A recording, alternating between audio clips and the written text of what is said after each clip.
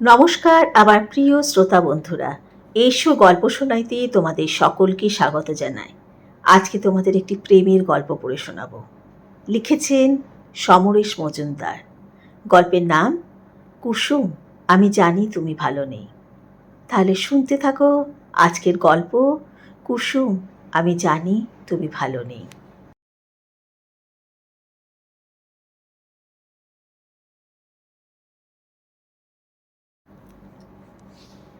এক চৈত্রীর দুপুরে জনমানবহীন ছোট নাগপুরের মালভূমিতে দাঁড়াতে বাধ্য হয়েছিলাম। মাথার উপর আগুন, পায়ের তলা পুড়ছে। যেদিকে তাকাই খাঁ খাঁ শূন্যতা, সবুজের চিহ্ন নেই। প্রকৃতি যে কত রুক্ষ হতে পারে তার একটা ধারণা হয়েছিল তখন। তোমায় দেখে আজ সেই ছবিটাই মনে এলো। কুসুম, তুমি এত নিরাসক্ত হয়ে গেলে কি করে? বর্ষার মেঘে তা থই থই আকাশে যৌবনের যে আনন্দ, তা কি করে হারিয়ে যায় চৈত্রের শুষ্কতায়। আজ এতকাল পরে তোমাকে দেখেই বুঝলাম, কুসুম, তুমি ভালো নেই। পাহাড়ি স্টেশনে নেমে চারধারে তাকানোর পর নিজেকে আগন্তুক বলে মনে হয়েছিল আমার। অথচ সেই বাল্যকালে আমাদের চোখের সামনে রেল লাইন পাতা হয়েছিল, ট্রেন এসেছিল মালা পরে, দিনে দুবার তার যাওয়া আসা। স্টেশনের বাইরে চালাঘরে হরিপদ কাকা চায়ের দোকান খুলেছিল। দুবারের ট্রেনে কি আর বিক্রি হতো তার। প্রথম স্টেশন মাস্টারের নাম ছিল ঘনশ্যাম ধারা। তাকে নিয়ে কত হাসাহাসি। চেহারার সঙ্গে নামের এমন রাজ্যটুক মিল বড় একটা চোখে পড়ে না। লাগোয়া রেল আবাসে ঘনশ্যাম ধারা একাই থাকতেন। টিকিট বিক্রি থেকে ট্রেনকে পতাকা দেখাতে কি আর সময় ব্যয় হতো। সারাটা দুপুর আম গাছের নিচে বসে তিনি হরিপদ কাকার সঙ্গে ফিস খেলতেন। তারপর আরও একজন বাড়লে 29। আজ আমার মনে ছবিগুলো এলো, কিন্তু হরিপদ কাকার দোকানটা বেশ বড় হয়ে গেছে। তার জায়গায় আরও 10টা দোকান, রিকশার ভিঁপু, কুলিদের হইচই। শুনলাম দিনে 10বার ট্রেন দাঁড়ায় স্টেশনে। এখনকার স্টেশন মাস্টার ছিপছিপে সুদর্শন। কথা বলে শুনলাম ইংরাজি শব্দ বেশি ব্যবহার করেন। কুসুম, তুমি আর আমি প্রথম দিনের ট্রেন দেখতে এসেছিলাম এখানে। অবশ্য তখন স্টেশনটা তখনকার আমাদের মতো ছিল, এখনকার সব শহরের মতো। তখন আমাদের অনেকের বাড়িতে রেডিও ছিল না, টিভির কথা কেউ শোনেনি, কিন্তু তখন আমাদের আনন্দের অভাব ছিল না। কুসুম, তখন তোমার বয়স 8, আমি 11। প্রথম যেদিন ট্রেন আসবে আমাদের স্টেশনে, সেদিন মফস্বল শহরটা প্রায় খাঁ খাঁ করছিল। সবাই এসে ভিড় করেছে স্টেশনে দুপাশে। দুটো লাইন সমান্তরাল, ওই দিগন্ত থেকে ছুটে এসে অন্য দিগন্তে উধাও হয়ে গিয়েছে। নতুন কোট প্যান্ট, মাথার টুপি, হাতে ফ্ল্যাগ নিয়ে ঘনশ্যামবাবু উদ্বিগ্ন হয়ে পায়চারি করছেন। বড়রা তার সঙ্গে কথা বলতে চাইলে বলছেন সময় নেই, মাঝে মাঝে ধমকাচ্ছেন ট্রেন লাইনে যেন কেউ এসে না দাঁড়ায়। হরিপদ কাকা চা বিক্রি করে কুল পাচ্ছে না। এই সময় ঝমঝম করে ট্রেন এলো। ইঞ্জিনের গায়ে আগের স্টেশনগুলোয় গাঁদা ফুলের মালা পরিয়ে দিয়েছে। এখানকার বড়রাও পরালেন। ঘনশ্যামবাবু গার্ডের সঙ্গে কথা বললেন। তারপর ট্রেন ছাড়ল। ঠিক তখনই কুসুম, তুমি জিজ্ঞাসা করেছিলে এই ট্রেন কোথায় যাচ্ছে। কি জানি, অনেক অনেক দূরে। হ্যাঁ, লন্ডন, দিল্লি, আমার যা মনে হয়েছিল তাই বলেছিলাম। যাবে যাবে একদিন? তুমি বড় চোখে আমার দিকে তাকিয়েছিলে। ধ্যাত, বাড়ি থেকে ছাড়বে না, টাকা লাগবে, কোথায় পাবি? তুমি আর কোনো কথা বলনি। রিকশায় উঠলাম, বিহারি রিকশাওয়ালা।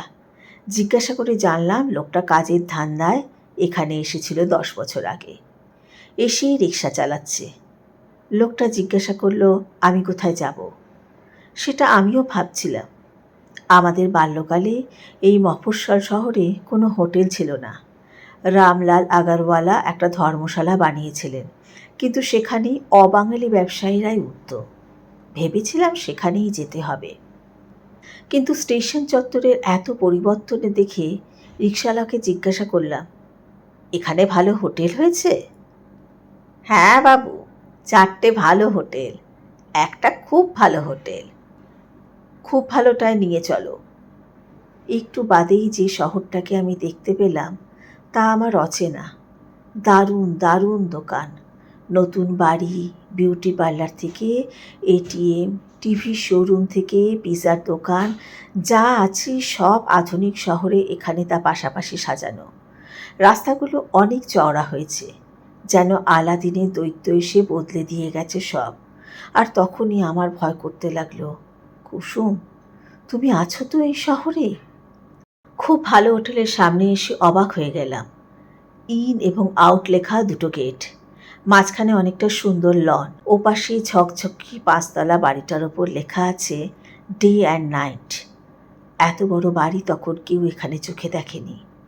রিকশাওয়ালাকে ছেড়ে দিয়ে সুটকেস নিয়ে কাঁচের দরজা ঠেলে পা বাড়াতেই ঠান্ডা লাগলো বেশ।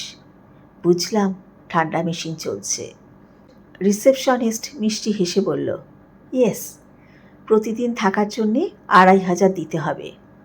সে সময় কোনো কোনো বাড়ির কর্তা ওই মাইনে চাকরি করতেন।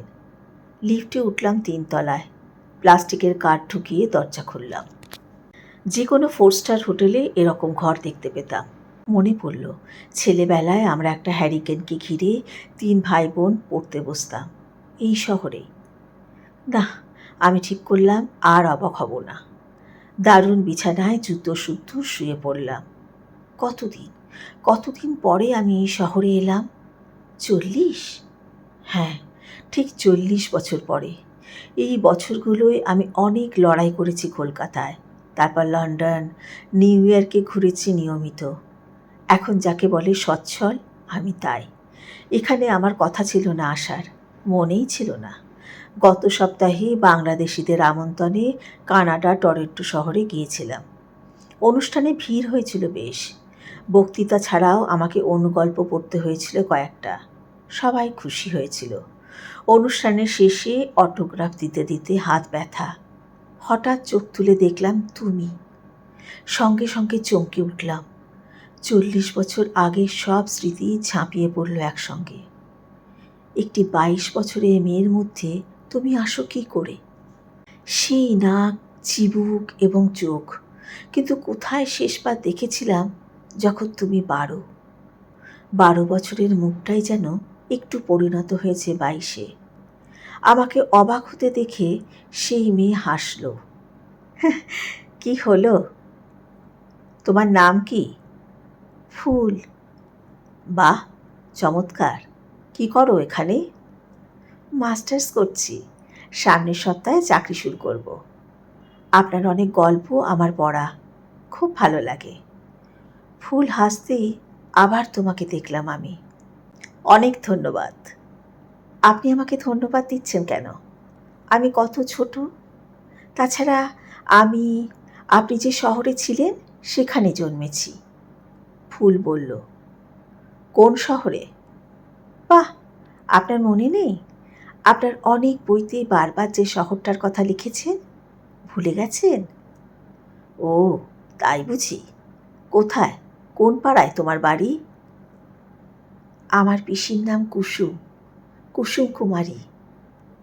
আচমকা হৃৎপিণ্ড উপড়ে এলো গলায়, কথা আটকে গেল।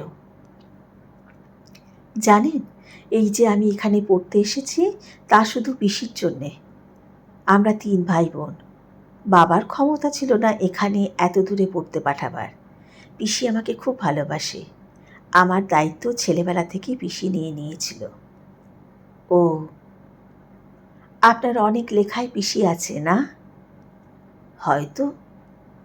আপনি কীরকম এড়িয়ে যাচ্ছেন? পিসিকে জিজ্ঞাসা করলেও এড়িয়ে যেত। তোমার পিসি এখন কোথায়? পিসি তো বাড়িতেই আছে, স্কুলে পড়ায়। তোমাদের বাড়িতে, মানে আগের বাড়িতে? হ্যাঁ, পিসি বিয়ে করেনি। দাদু মারা যাবার পর সংসারের হাল ধরতে হয়েছিল তো। আমি ভাবছি এবার পিসিকে আমার কাছে নিয়ে আসব। সেদিন ফুল আমাকে লাঞ্চ খাইয়ে দিল। তোমার কথা আরও বলেনি, এমনকি এই শহরটা যে এখন বদলে গিয়েছে সেই কথাও না। ও শুধু বলেছে এখানে ওর আজকাল খুব একা লাগে, জিজ্ঞাসা করাতে মাথা নেড়ে বলেছে কোনো ছেলের সঙ্গে ওর অ্যাফেয়ার হয়নি। অনেকেই অ্যাপ্রোচ করেছে, কিন্তু ওর খুব ভয় করে, ছেলেদেরও বিশ্বাস করতে পারে না। শুনতে ভালো না লাগলেও আমি চুপচাপ ছিলাম। তারপর থেকেই আমি কোনো কাজে মন দিতে পারছি না। বারংবার মনে পড়েছে কুসুম তোমার কথা। আচ্ছা, আমি যখন 15 বছর বয়সে ওই শহর ছেড়ে এসেছিলাম, তখন তুমি 12। আমি কি তোমাকে ভালোবাসার কথা বলেছিলাম তখন? তুমি যখন কিছু বলতে আমি মানে বুঝতাম না। আমার চেয়ে 3 বছরের ছোট তুমি, তবু কীরকম রহস্যময় ছিল তোমার কথা। আমাদের শহরের প্রান্তে রাজবাড়ির দিঘির পাড়ে নিয়ে তুমি বলেছিলে, দেখো দিঘির জল দেখো। আমি দেখেছিলাম। তুমি জিজ্ঞাসা করেছিলে, বলো তো দিঘি কার বন্ধু? ধ্যাত, আমি বলেছিলাম, দিঘি কি মানুষ যে কারো বন্ধু হবে? তুমি হেসেছিলে, না, দিঘি আকাশের বন্ধু। তাকেই দেখো, দিঘিতে আকাশের ছায়া পড়েছে, আকাশের সব রং দিঘিতে। কুসুম, এগুলো কি ভালোবাসার কথা? তখন বুঝিনি, আজ আমি বুঝতে এলাম। কলকাতায় ফিরে এসেই স্থির করলাম তোমার মুখোমুখি হব। এই দেখা না হওয়া পর্যন্ত যেন আমার শান্তি নেই। বিকেল 4টে বাজলো, তৈরি হয়ে নিলাম। তোমার সঙ্গে দেখা করতে চাই দিনের আলোয়, রাত নামলে নয়। হোটেলের রিসেপশনে যারা সদা জাগ্রত, তাদের কারও আমাকে চেনার কথা নয়। একজন জিজ্ঞাসা করলেন, আপনি যদি দূরে কোথাও যান তাহলে হোটেলের গাড়ি নিতে পারেন। মাথা নেড়ে বললাম, দূরে যাব না। তারপর কৌতূহল হওয়ায় জিজ্ঞাসা করলাম, আপনি নিশ্চয়ই এই শহরের মানুষ নন, চাকরির সুবাদে এসেছে? না, আমার বাড়ি এখানেই। আচ্ছা, কোন পাড়ায়? এরকম বলিয়ে কইয়ে এরকম নব্য চেহারার মহিলা আমাদের সময় এই শহরে ছিল না। মহিলা বললেন, টেম্পল রোডে আমার বাবা থাকতেন, এখন আমরা থাকি নবাব পাড়ায়। Temple road? খালের পাশের সেই সরু পথটা, যেখানে কালীবাড়ি ছিল বলে ওই নামের রাস্তা হয়েছে? ওখানকার অনেককেই চিনতাম বলে ওর বাবার নাম জিজ্ঞাসা করলাম। একটা টেলিফোন অ্যাটেন্ড করে আসার সময় বললেন মহিলা, নিখিলচন্দ্র মিত্র। অ্যাঁ, নিখিলের মেয়ে? আপনি আমার বাবাকে চেনেন? চিনতাম, খুব ভালো লাগলো। ওকে আমার কথা বললে নিশ্চয়ই চিনতে পারবে। বাইরে বেরিয়ে এসেও ঘোর কাটল না। নিখিল আমাদের ক্লাসের সবচেয়ে শান্ত এবং সুদর্শন ছিল, কিন্তু ওর সৌন্দর্যে মেয়েলি ভাবটার বাড়াবাড়ি ছিল। কথাও বলতো একটু মেয়েলি ঢঙে। মেয়েদের সঙ্গে কথা বলার সুযোগ যারা পেত না, তারা ওর সঙ্গে ভাব করে বেশ মজা পেত। জনার্দন তো ঘোষণাই করেছিল সে কোনো মেয়ের সঙ্গে প্রেম করবে না, নিখিলই ওর প্রেমিকা, ওর সঙ্গেই সারা জীবন থাকবে। সেই নিখিলের এত স্মার্ট মেয়ে ভাবতেই পারছি না। নিখিল কি তার স্বভাব এখন বদলে ফেলেছে? জনার্দনের সঙ্গে কি ওর সম্পর্ক এখনও আছে? এসব প্রশ্ন মাথায় পাক খাচ্ছে তখন। একটা রিক্সাওয়ালা আমার দৃষ্টি আকর্ষণ করার জন্যে হর্ন বাজালো। রিকশায় উঠলাম। তোমার বাড়িতে যেতে হলে শহরের অনেকটা ডিঙিয়ে যেতে হবে। তখন ছিল সরু রাস্তা, এখন সেটা বেশ চওড়া হয়েছে। বাঁ দিকে গুপ্তদের পুকুরটা চোখে পড়তেই জায়গাটাকে চিনতে পারলাম। পুকুরটা এখনও আগের মতো রয়েছে, অল্প জল হয়তো। সরকারের আইন পুকুরটাকে বাঁচিয়ে রেখেছে প্রমোটারদের হাত থেকে। কিন্তু এই রাস্তার দুধারে অনেক ছোট ছোট দোকান ছিল, তারা কোথায় গেল? এখন সাইবার ক্যাফে, বিউটি পার্লার, আধুনিক ফাস্টফুডের দোকান পরপর দারুণভাবে সাজানো। মোড়ের মাথায় এসে মনে পড়ল যতীন কাকার কথা। ওর ভাইপো বুলু আমাদের সঙ্গে পড়তো। তখন শহরের একমাত্র বই পত্রিকার দোকানটা ছিল যতীন কাকার। দোকানটা ভেঙে রাস্তা হলেও পাশের দোতলা বাড়ির একতলায় সাইনবোর্ডটা দেখতে পেলাম, বইটই। হ্যাঁ, ওই নামটাই ছিল তখন, কিন্তু আমরা বলতাম যতীন কাকার দোকান। রিকশাওয়ালাকে দাঁড়াতে বলে নিচে নামলাম। বাইরে থেকে বুঝিনি, ভেতরে বেশ ভিড়, আর দোকানটাও ঢের বড়, আগে যা ছিল তার 3 গুণ। 4টি যুবক খদ্দের সামলাচ্ছে। ভেতরের ক্যাশ কাউন্টারে বসে আছেন যে বৃদ্ধ, তার ভুরুর চুল সাদা, চুলের কোথাও কালো নেই। আমার মনে যতীন কাকার যে চেহারাটা ভাসছে তার সঙ্গে অনেক তফাৎ। মনের ছবির মুখে কিছু বলি রেখা, চুল ভুরু সাদা করে দিতেই এই মুখটা তৈরি হলো। কি বই দেব? বই চাই না, ওর সঙ্গে কথা বলতে চাই। চোখের ইশারায় যতীন কাকাকে দেখলাম। যুবক যতীন কাকাকে জানাতে তিনি আমার দিকে তাকিয়ে চিনতে চেষ্টা করেও না পেরে উঠলেন। এখনও পাজামা পাঞ্জাবি পরেন দেখছি। কাউন্টারের ধারে এসে বললেন, বলুন। আপনি কি যতীন কাকা? সঙ্গে সঙ্গে কপালে ভাঁজ পড়ল। এখন আমাকে সবাই দাদু বলে। আপনি কি আমার ভাইপোর বন্ধুদের কেউ? দাঁড়াও, চোখ বন্ধ করলেন যতীন কাকা। শম্ভু? শম্ভুনাথ? না, নিজের নাম পড়লাম। ও হে, হ্যাঁ তাই তো, তোমার ছবি তো বইয়ের পেছনে প্রায়ই দেখি। তাছাড়া তোমার মুখাবয়বের তেমন পরিবর্তন হয়নি। এসো, ভেতরে এসো। ভেতরে ঢুকলাম। আদর করে বসতে বললেন। বললাম, আপনার দোকানও বেশ বড় হয়েছে।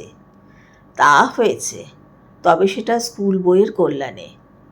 তুমি এখন বিখ্যাত লেখক হয়েছ। এই আমার দোকানেই তোমার প্রচুর বই। স্কুলের প্রাইজ হিসেবে তোমার বইয়ের চাহিদা আছে।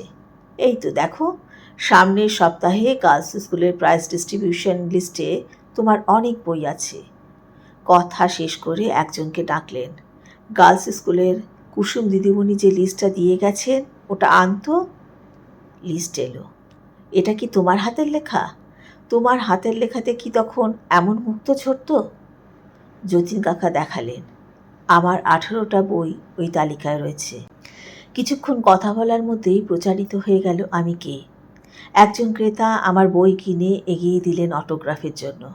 অটোগ্রাফটা দেওয়ার পর যতীন কাকা জিজ্ঞাসা করলেন, কতদিন আছো? ঠিক নেই কিছু। তুমি এই শহরের ছেলে, এখানে ফিরে এসেছো, এটা সবার জানা দরকার। একটু প্রচার করলেই দেখবে লোকজন চলে আসবে। তাহলে কাল বিকেলে আমার দোকানে তুমি থাকছো, এটাই বলার ব্যবস্থা করি। কুলুর সঙ্গে যোগাযোগ আছে?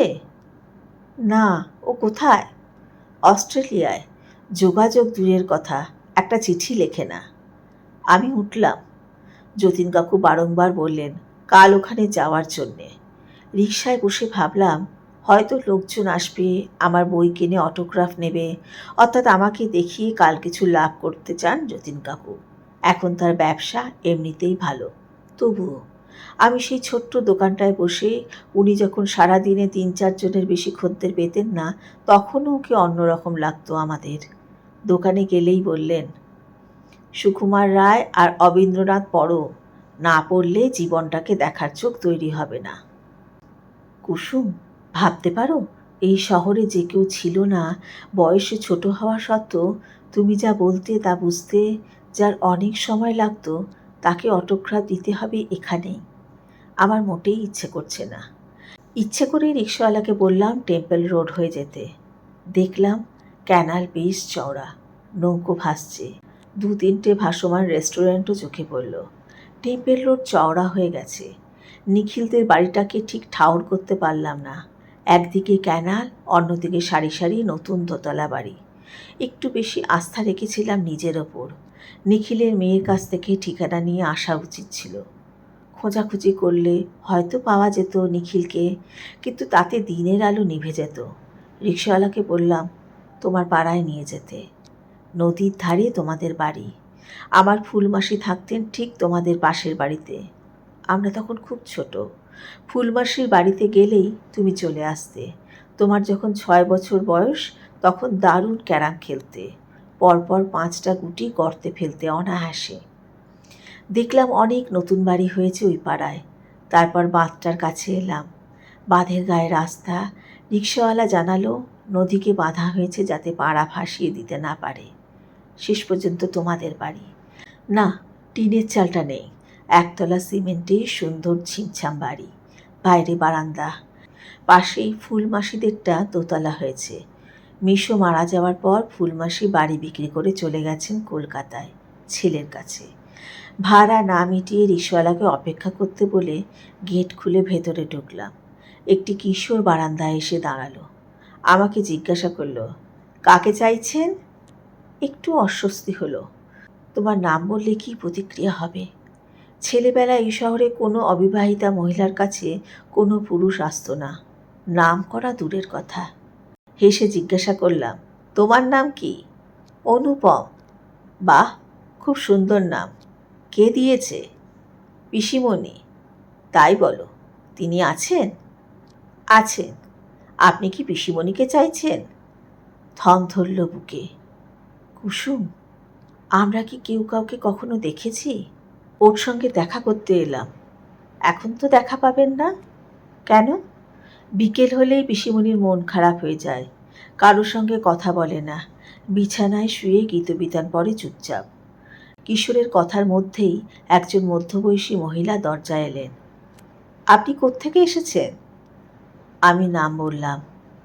আপনি কি লেখক? হ্যাঁ, ওই আর কি। ওহো, বসুন প্লিজ। বারান্দায় সাজিয়ে রাখা চেয়ার দেখিয়ে এগিয়ে এলেন মহিলা। আমরা আপনার লেখার খুব ভক্ত। আমার মেয়ে? ফুল? হ্যাঁ, আপনি জানলেন কি করে? ওর সঙ্গে দেখা হয়েছিল আমেরিকায়। আচ্ছা, দেখুন তো, গতকাল ফোন করেছিলাম অথচ একবারও বলেনি। ও আপনার প্রায় সব লেখাই পড়েছে। বসুন। মহিলা আন্তরিক। বসলাম। আপনার মতো একজন মানুষ আমাদের বাড়িতে এসেছেন ভাবতেই ভালো লাগছে। আপনার বাড়িও তো এই শহরে ছিল, তাই না? হ্যাঁ, এখানেই আমি জন্মেছি। এই নিয়ে খুব গর্ব আমাদের।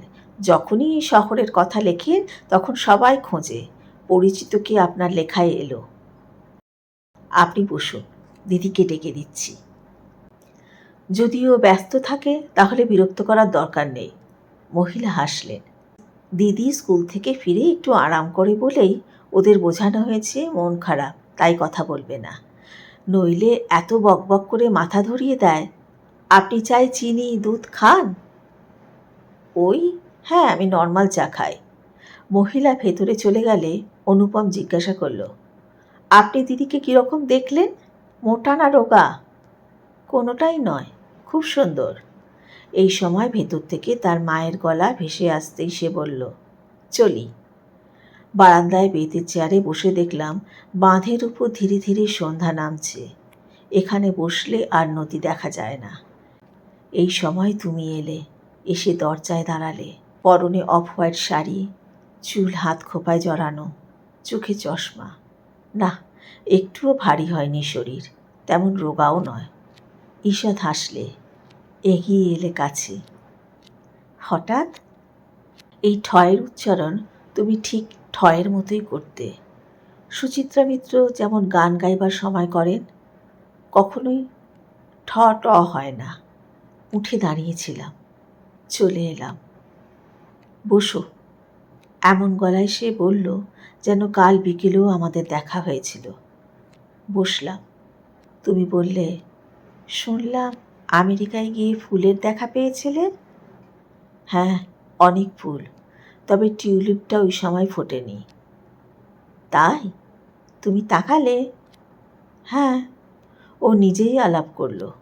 আমি ওকে দেখে অবাক হয়েছিলাম। একেবারে পিসির মুখ বসানো না, খুব সপ্রতিভ কথাবার্তা। বলল, তুমিই ওর সব কিছু। তাই এলে? মানে? ফুলের সঙ্গে দেখা হওয়ার পর আমার কথা মনে এলো? মনে এলো নয়, মনে ছিল। ফুল সেটাকে নাড়িয়ে দিল বলতে পারো।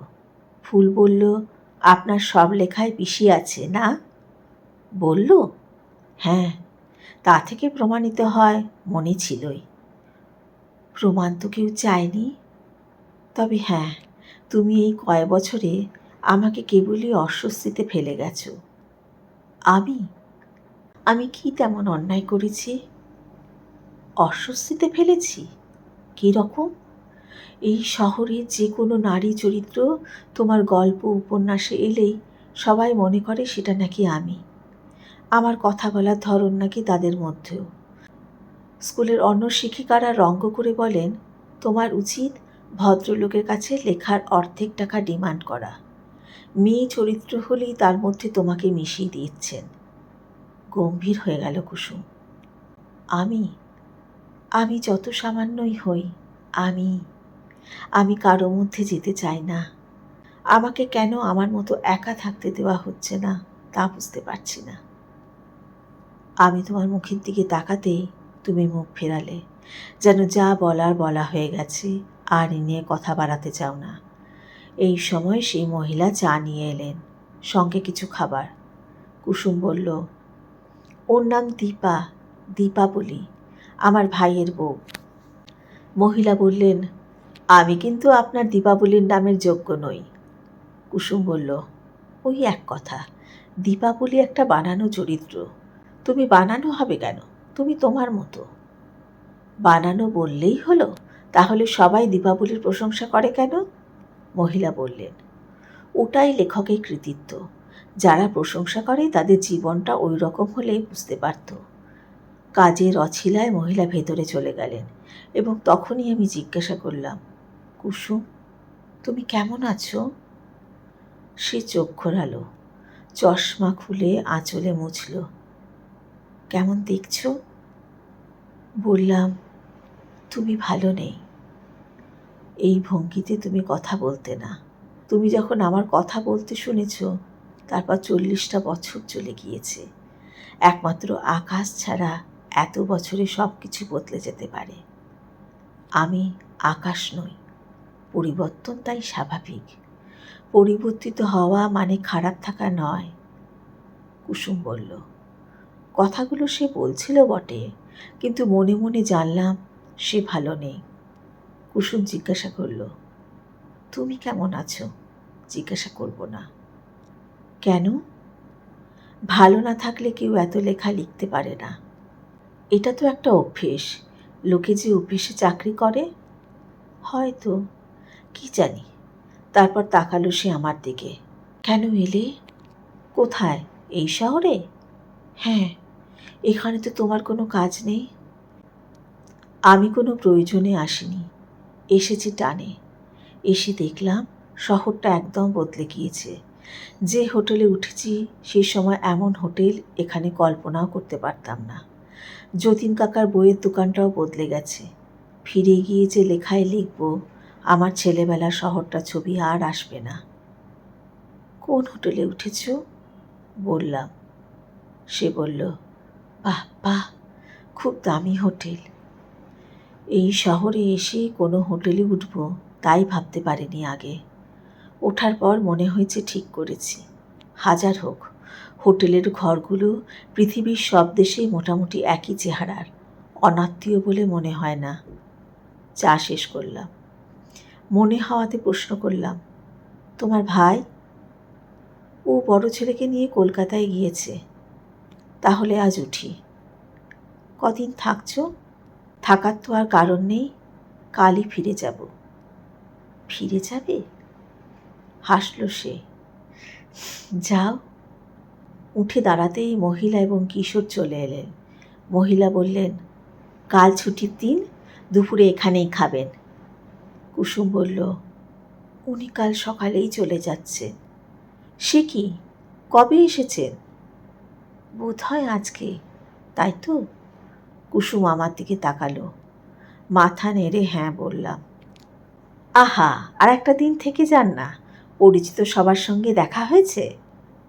হেসে বললাম, শহরটা এমন বদলে গেছে যে পরিচিতরা কে কোথায় আছে খুঁজে পাবো না। তাছাড়া 40 বছর বাদে দেখা হলে এতকালের জমে থাকা স্মৃতি যে হোঁচট খাবেই তা আগে বুঝতে পারিনি। চলি। কুসুম বলল, চলুন, আপনাকে এগিয়ে দিই। কিশোর জিজ্ঞাসা করল, পিসি, আমি তোমার সঙ্গে যাব? তার মা ধমক দিল, তুমি যাও, পড়তে বসো, সন্ধে হয়ে গিয়েছে। নিচে নেমে বললাম, এগিয়ে দেওয়ার দরকার নেই, সামনেই রিক্সা রয়েছে। থাক না, ও নিচের রাস্তা দিয়ে বাঁধে শেষে যাক, আমরা বাঁধের ওপর দিয়ে হেঁটে ওখানে পৌঁছে গেলে আপনি চলে যাবেন। রিক্সাওয়ালাকে তাই বলা হলো। ধাপে ধাপে পা ফেলে যখন বাঁধের ওপর উঠে এলাম, তখন নদীর জল আরও কালো হয়েছে। বললাম, বাঁধ দিয়ে বন্যা বন্ধ হয়ে গেছে? হ্যাঁ, বাঁধটা সেই জন্যই দেওয়া, কুসুম বলল। চারপাশ এখন পাতলা অন্ধকার, একটু হালকা বাতাস বয়ে গেল। আমরা নদীর দিকে মুখ করে দাঁড়িয়েছিলাম। বললাম, কুসুম, তুমি সংসারী হলে না কেন? সে কি, এতকাল তো সংসারই করছি, হাসল সে। বলো, বিয়ে করিনি কেন? বেশ, তাই। বিয়ের বয়স যখন হলো তখনই বাবা চলে গেলেন। সবে স্কুলে পড়াতে ঢুকেছি, ভাই ছোট, দায়িত্ব নিতে হলো। তারপর একটা বর খুঁজে আনবে তেমন কেউ পাশে ছিল না। কথাটা কি বিশ্বাস্য? সেটা তুমি যেমন ভাবো। মিথ্যে নয়। স্কুলের সহকর্মীরা চেয়েছিলেন শহরের কাউকে বিয়ে করে যাতে স্কুলের চাকরিটা থাকে। উদ্যোগীও হয়েছিলেন কেউ কেউ। আমি রাজি হইনি এই শহরের কাউকে বিয়ে করতে। কেন? তোমার প্রথম গল্প, যেটা দেশ পত্রিকায় বেরিয়েছিল, সেটা পড়ার পর মনে হয়েছিল এই শহরের কাউকে বিয়ে করাটা ভুল হবে। কিন্তু কেন? ব্যাখ্যা করতে পারবো না। কারোর সঙ্গে বন্ধুত্ব হয়নি? বন্ধুত্ব মানেই তাকে স্বামী হিসেবে ভেবে নেওয়া নয়। তুমি হয়তো জানো না, এখানকার সবাই জানে তোমার সঙ্গে আমার গভীর প্রেম আছে। ওরা ভুলে যায় তুমি 15 আর আমি 12, সেই আমাদের শেষ দেখা। আসলে লিখে লিখে তুমি এই ভাবনাটা ওদের মনে ঢুকিয়েছ। তাতে তুমি হয়তো বিখ্যাত হয়েছ, কিন্তু আমার চারপাশে একটার পর একটা পাঁচিল উঠেছে। বিষণ্ণ গলায় বলল সে। কিন্তু আমি তোমাকে আহত করতে কোনো লেখা লিখিনি। তোমার নাম বা তোমাকে চিনতে পারা যাবে এমন কোনো সূত্র আমার লেখায় ছিল না। কি ছিল সেটা তুমি ভালো করে জানো। হাঁটতে শুরু করলো কুসুম। তারপরেই হেসে ফেলল আলতো শব্দ করে। তুমি ভেবো না আমি কোনো অভিযোগ করছি। কেউ একজন বহু দূরে থেকে আমায় কিভাবে দেখছে, আমায় নিয়ে কি ভাবছে, তা আবিষ্কারের মধ্যে অদ্ভুত আনন্দ তো আছে। কি করব বলল। আমি তোমাকে ছাড়া ভাবতে গেলেই অসাড় হয়ে যায়। তাই যে চরিত্র আমার নয় তার মধ্যেও আমাকে মিশিয়েছ। হ্যাঁ, স্বীকার করলাম। এই ভাবনা, আমাকে নিয়ে ভাবনা তোমার মনে কবে এসেছে? সেই প্রথম লেখা থেকে, তোমার সঙ্গে শেষ দেখা হওয়ায় অন্তত 8 বছর পরে। ততদিনে তুমি বিবাহিত? না, তারও 3 বছর পরে। তিনি জানেন? জানি না। শুনেছি তুমি এখন একা থাকো? হ্যাঁ। সে আর কথা বলল না। আমরা বাঁশে শেষে চলে এসেছিলাম। কুসুম বলল, এবার ফিরে গিয়ে যা লিখবে সেখানে নিশ্চয়ই আমি থাকবো না। কারণ যে আমাকে এতকাল মনে রেখেছিল তার সঙ্গে এই আমার কোনো মিল দেখতে পেলে না। আর যাই হোক, এই আমাকে নিয়ে তো লেখা যায় না। কথা না বলে হাসলাম আমি। হঠাৎ সে নদীর দিকে মুখ ফিরিয়ে জিজ্ঞাসা করল, তুমি তো এত লেখো, বলো তো নদী কার বন্ধু? আকাশের, জবাব দিলাম। ঠিক, কিন্তু আকাশ যখন অন্ধকারে তখন নদীও কালো। দুজনের কোনো যোগাযোগ থাকে না। যে যার নিজের মতো। সে যেন নিজের সঙ্গে কথা বলল। তখন আবার জিজ্ঞাসা করলাম, কুসুম, তুমি কেমন আছো? সে তাকালো। কি মনে হয়? কুসুম, আমি জানি তুমি ভালো নেই। এবার শব্দ করে হেসে উঠল সে। ধুর, চমৎকার আছি। তোমার এত উপন্যাসের নায়িকাদের মধ্যে ছড়িয়ে আছে আমি, খারাপ থাকবো কি করে? হঠাৎ খুঁড়ে দাঁড়ালো সে। তুমি তো আমাকে নিয়ে এত লেখো, আজ যদি বলি আমাকে নিয়ে এমন কোথাও চলো যেখানে বাকি জীবনটা আমরা পাশাপাশি থাকতে পারবো, পারবে নিয়ে যেতে? উত্তরটা নিজেই দিল সে। পারবে না, সম্ভব নয়। ঝর্ণা নদী হয়ে গেলে আর পাহাড়ে ফিরে যেতে পারে না। তার চেয়ে এই ভালো, এই যেমন আছি, এনাফ। কুসুম ফিরে গেল বাঁধের ওপর দিয়ে। ধীরে ধীরে অন্ধকার তাকে আড়াল করল। নেমে এলাম রাস্তায়, রিকশায়। হোটেলে ফিরে আসতে রিসেপশনের নতুন মেয়ে বলল, স্যার, আপনার একটা মেসেজ আছে টেলিফোনে। ঘরে এসে বোতাম টিপতেই কুসুমের গলা শুনতে পেলাম, শোনো, আমি জানি তুমিও ভালো নেই। ছোটনাগপুরের খাঁ খাঁ রোদ্দুর আর তীব্র শূন্যতা যেন মানব মনের ভেতরের নিঃসঙ্গতারই প্রতিফলন। সরাসরি কোনো প্রেমের ঘোষণা না থাকলেও শৈশবের সেই অবুঝ দিনগুলোর টান সারা জীবন থেকে যায়। কি বলো তোমরা? এতক্ষণ ধরে আমার গল্প পাঠ শোনার জন্য আন্তরিক ধন্যবাদ জানাই তোমাদের। কেমন লাগলো আজকের গল্প? যদি আমার গল্প পাঠ ভালো লেগে থাকে তাহলে আমার চ্যানেলটিকে সাবস্ক্রাইব করে লাইক করে পাশে থাকা বেল আইকনটি ক্লিক করে দিও। তাহলে যখনই আমি নতুন গল্প দেব তোমাদের কাছে নোটিফিকেশান পৌঁছে যাবে। আজকের মতো বিদায়। আবার সামনের মঙ্গলবার নতুন কোনো গল্প নিয়ে তোমাদের সামনে হাজির হব। তোমরা খুব ভালো থেকো, আনন্দে থেকো, সুস্থ থেকো।